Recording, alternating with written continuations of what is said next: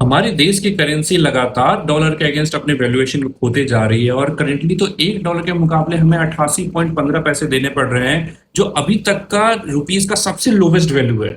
But आखिर इसके पीछे का कारण क्या है? क्या हमारी सेंट्रल गवर्नमेंट हमारी करेंसी का वैल्यूएशन को मैनेज नहीं कर पा रही? इसको समझने के लिए आपको सबसे पहले समझना पड़ेगा कि आखिर करेंसी का वैल्यू डिसाइड कैसे होता है। हमारे देश भारत में फ्लोटिंग एक्सचेंज रेट अप्लाई होता है, जिसके अकॉर्डिंग रुपीस का डिमांड एंड सप्लाई ऑटोमेटिक अपने वैल्यूएशन को डिसाइड कर लेंगे। इसमें गवर्नमेंट का कोई भी डायरेक्ट इंटरफेयर नहीं होगा। एक बेसिक इकोनॉमिक्स है कि अगर मार्केट में किसी भी प्रोडक्ट का डिमांड बढ़ते ही जाता है और उसकी सप्लाई उस लेवल तक नहीं बढ़ती है, तो मार्केट में उस प्रोडक्ट का प्राइस बढ़ता हुआ जाएगा।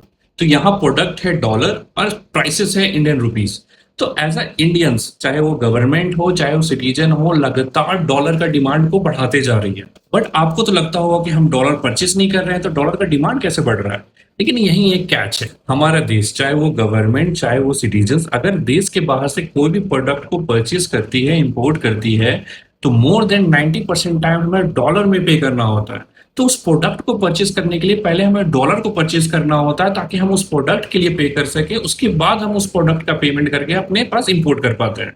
हमारे देश की जो सेंट्रल गवर्नमेंट है वो मेजरली पेट्रोलियम एंड डिफेंस की जो प्रोडक्ट्स है बाहर से इंपोर्ट करती है। हाँ, मेड इन इंडिया का थोड़ा सा हम बाहर से डिपेंडेंसी तो कम कर रहे हैं, लेकिन अभी जितना भी हम इंपोर्ट कर रहे हैं वो हमें डॉलर में मोस्टली पे करना होता है। And as a general citizen, अगर आप कोई भी प्रोडक्ट यूज कर रहे हैं फॉरेन का, अगर आप नेटफ्लिक्स का सब्सक्रिप्शन यूज कर रहे हैं, आप फ्लिपकार्ट अमेजोन के थ्रू बाहर से कोई प्रोडक्ट ऑर्डर कर रहे हैं, तो जो एंड पेमेंट होता है उस कंट्री को डॉलर में होता है। सो हमारी करेंसी का वैल्यूएशन को कम होने का रीजन सिर्फ सेंट्रल गवर्नमेंट नहीं है, आप और हम भी है। अगर हम चाहते हैं कि हमारे देश की करेंसी डॉलर के अगेंस्ट एक स्ट्रॉन्ग पोजीशन पे हो, तो सबसे पहले हमें यह पहचानना होगा कि कौन हमारी डोमेस्टिक प्रोडक्ट्स है, कौन हमारी बाहर से प्रोडक्ट आ रही है। हाँ, अगर किसी सेक्टर में हमारा डोमेस्टिक प्रोडक्ट उतना कैपेबल नहीं है फॉरेन प्रोडक्ट के मुकाबले, तो हम बाहर का प्रोडक्ट परचेस करें, लेकिन फर्स्ट प्रायोरिटी हमारे डोमेस्टिक प्रोडक्ट को देनी चाहिए। एटलीस्ट हमें पता होना चाहिए कि इस सेक्टर में ये प्रोडक्ट हमारा डोमेस्टिक है, ताकि हमारी लोकल बिजनेसेस स्ट्रांग हो सके और डॉलर का डिमांड कम हो सके इंडिया में, और एट द एंड हमारा करेंसी का वैल्यूएशन डॉलर के अगेंस्ट काफी स्ट्रांग हो जाएगी।